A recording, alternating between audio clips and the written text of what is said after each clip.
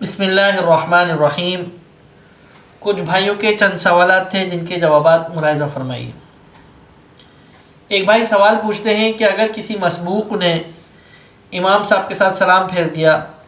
نماز مکمل جب امام صاحب کر رہے تھے، تو اب آیا اس کی نماز کی کیا حکم ہے؟ مسبوق اس کو بولتے ہیں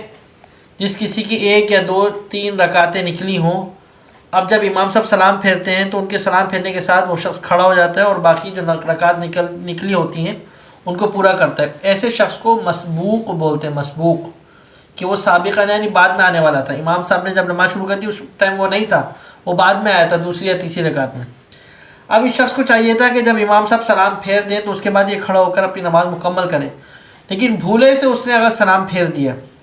اگر یاد رکھیں خدا نخواستہ جان پوچھ کر اگر سلام پھیرا ہے پھر تو نماز باطل ہو جائے گی، لوٹانا پڑے گی۔ لیکن اگر بھولے سے سلام پھیرا ہے تو اس میں 2 صورتیں ہیں۔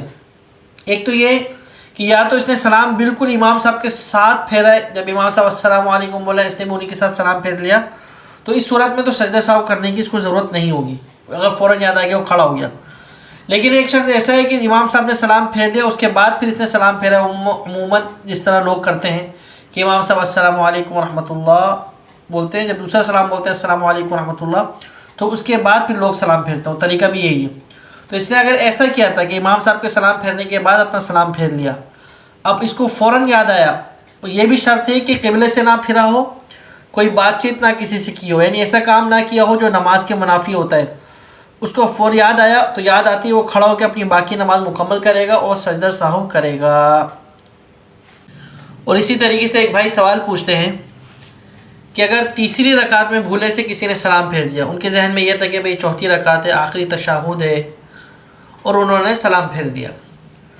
تو اب نماز کا کیا حکم ہے؟ تو یاد رکھیں اگر تیسری رکعت میں سلام پھیرنے کے بعد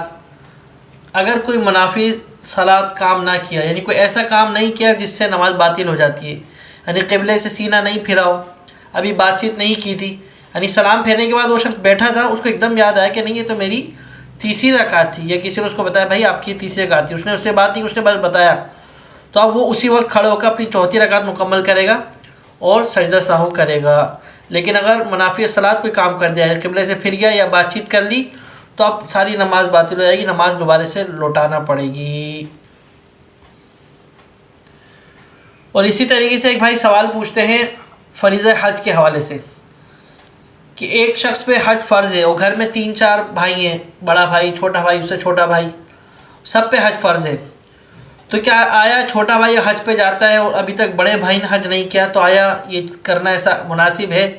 لوگ تو یہ کہتے ہیں کہ جب تک بڑے بھائی نے حج نہیں کیا تو اس کا حج مناسب نہیں ہوگا، اس حوالے سے وہ سوال پوچھتے ہیں۔ تو یاد رکھیں اسلام کے جو 5 ارکان ہیں،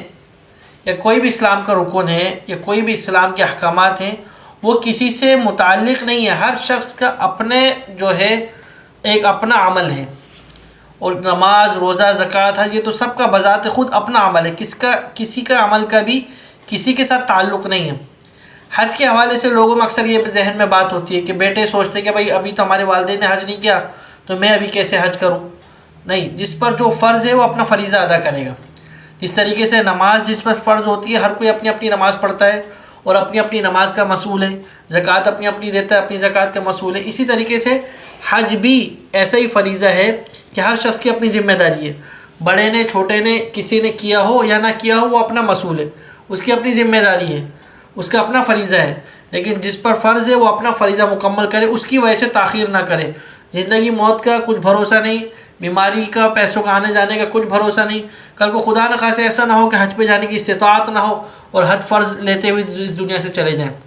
لہٰذا اس بارے میں ہر شخص کو کوشش کرنا چاہیے کہ جب بھی حج فرض ہو جائے اس کو ادا کرنے کی، اس کو مکمل کرنے کی بھرپور کوشش کرنی چاہیے۔ اللہ پاک راستے آسان فرمائیں گے۔ اللہ پاک ہمیں تمام دین کے امور، تمام کاموں میں سمجھنے اور عمل کرنے کی توفیق عطا فرمائے۔ وآخر دعوانا الحمد للہ رب العالمین۔